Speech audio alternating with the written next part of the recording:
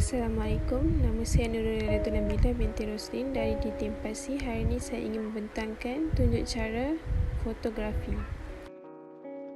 Okey, di dalam slide ini saya akan bentangkan 5 bahagian, iaitu yang pertama adalah latar belakang kelab fotografi, yang kedua pengenalan jenis kamera, yang ketiga teknik penggunaan komposisi menarik di dalam fotografi, yang keempat penggunaan aplikasi suntingan gambar, dan yang terakhir adalah fotografi menggunakan telefon pintar.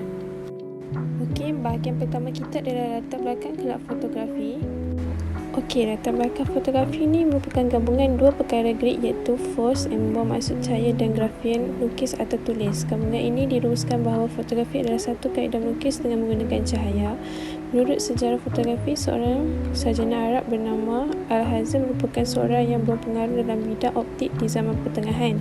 Beliau juga telah mencipta kamera Banjaro yang pertama dikenali sebagai kamera obscura. Beliau berjaya memberi penjelasan bagaimana imej yang dihasilkan berada dalam kedudukan terbalik, dan kamera obscura menggunakan lubang kecil dan kantor untuk memfokus cahaya ke dalam kotak gelap.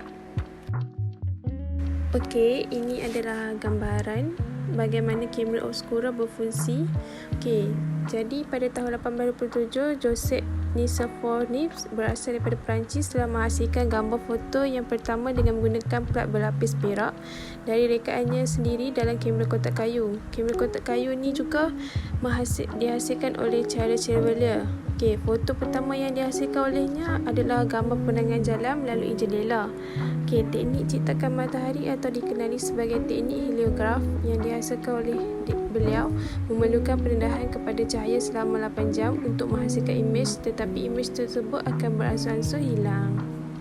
Seterusnya, Jacques Daguerre telah merealisasikan dengan menghasilkan teknik fotografi dengan menggunakan gabungan idea Joseph Nicephore-Niépce tadi tu yang dinamakan sebagai daguerreotype. Teknik ini menggunakan tembaga yang dilapisi perak. Di bahagian perak disapukan lapisan iodin yang menjadikannya lapisan sensitif kepada cahaya.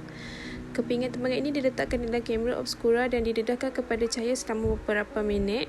Akhirnya kepingan ini diletakkan ke dalam larutan argentum klorida, dan melalui proses ini subjek atau imej yang dihasilkan akan kekal lebih lama. Okey, seterusnya kamera Kodak atau dikenali sebagai X-Men Kodak pertama kali ditemukan oleh sharpshooter pada 1888 di Amerika. Kontribusi fotografi ke dunia filem pertama kali didelopori oleh Edward Muybridge. Flash atau lampu kilap pertama kali ditemukan oleh Harold Egerton pada tahun 1938. Memotret benda mati dikenali sebagai still life.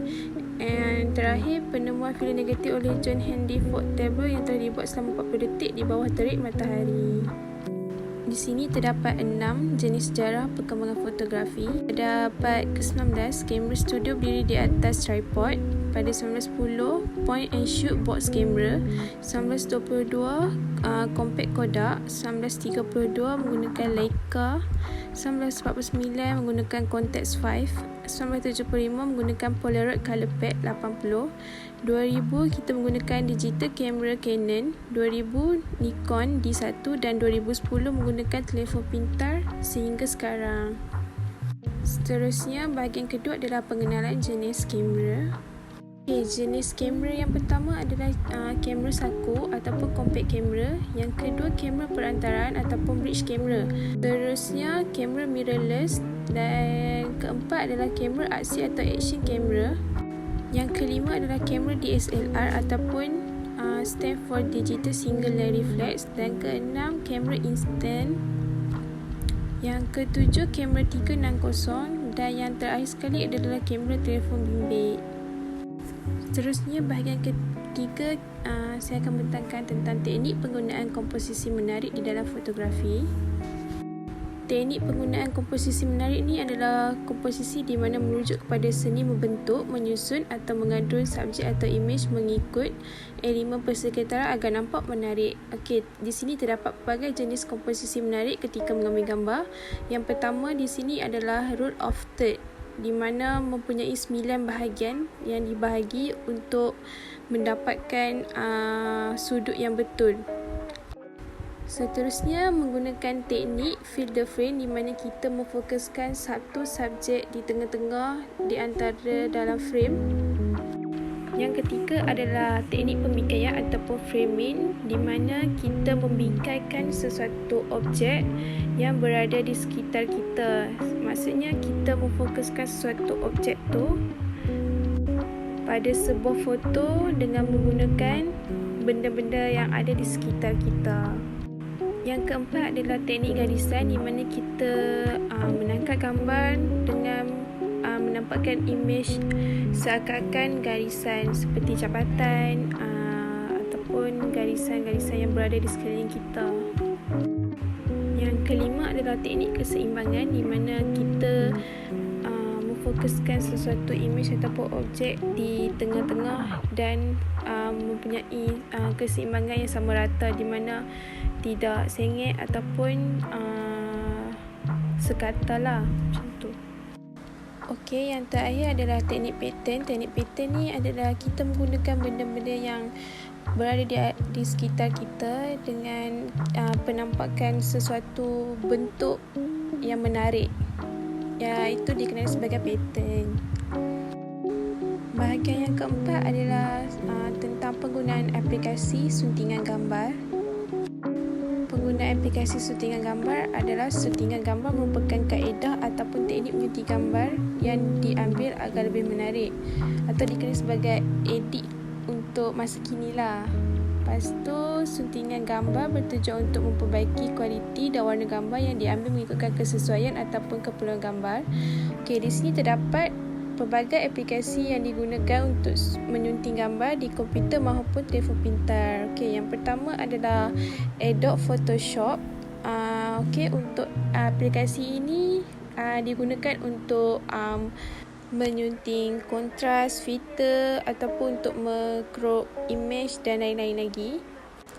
Yang kedua, aplikasi suntingan gambar adalah VSCO, iaitu untuk menyunting pelarasan warna pada foto.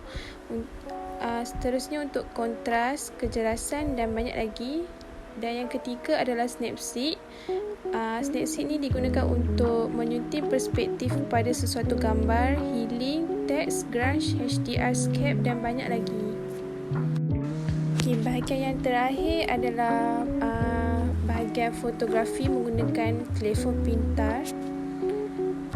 Okey, fotografi menggunakan telefon pintar pada masa kini tiada masalah untuk remaja ataupun orang yang berumur dengan masalah telefon pintar kerana sekarang kan dah canggih. So, perkembangan fotografi masa kini amat ketara apabila kamera digital diwujudkan dalam telefon bimbit, dan fenomena ini sedikit sebanyak telah mengubah dunia fotografi pada masa kini. Seterusnya, kamera telefon bimbit ni dia memudahkan seseorang untuk memuat naik gambar pada laman sosial.